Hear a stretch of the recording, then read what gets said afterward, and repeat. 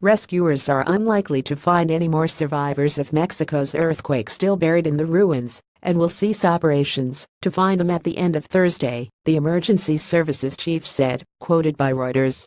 Tuesday marks 1 week since the 7.1 magnitude quake struck around lunchtime, killing 331 people, damaging 11,000 homes and leading to an outpouring of civilian volunteers to aid and comfort the victims. Luis Felipe Puente, coordinator of Mexico's Civil Protection Agency, told Reuters that rescuers would continue handpicking through the debris at 4 sites until Thursday.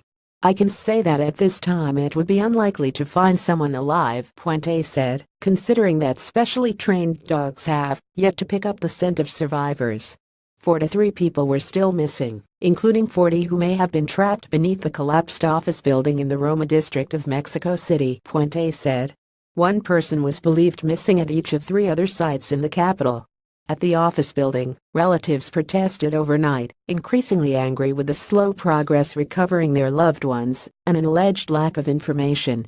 Asked how much longer search and rescue operations would continue, the official responded, "As of today, Monday, we have agreed to another 72 hours." The week began with signs that Mexico was resuming its routine as the streets filled with traffic and more than 44,000 schools in 6 states reopened. But in the capital city, only 676 of the more than 8,000 public and private schools resumed classes. The quake, coming exactly 32 years after a 1985 earthquake killed some 10,000 people, delivered a massive psychological blow that specialists say will take time to overcome.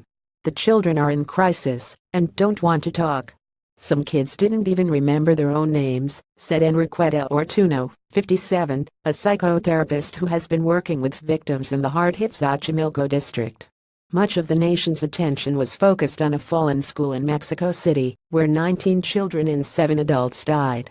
Later on Tuesday, the top official in the municipality, where the school was located, was due to reveal documents related to its construction. That school was one of many buildings that prosecutors will investigate, Puente said.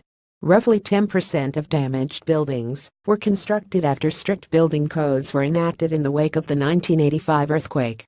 The Mexico City mayor and the national government have already ordered judicial investigations to determine who was responsible for new construction that did not meet the requirements, Puente said from Civil Protection Headquarters, where a room full of technicians monitored seismic activity and tropical storms on an array of screens.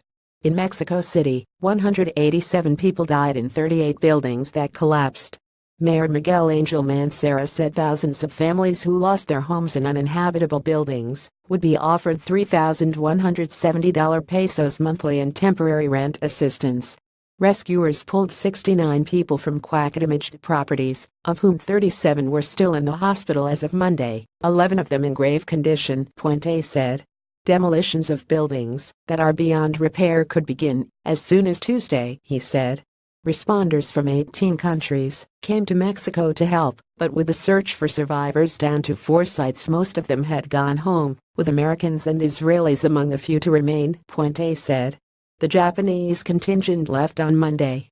International aid was now focused on humanitarian needs, Puente said, with China providing large numbers of beds, tents and kitchen and bathroom fixtures for temporary shelters for the homeless.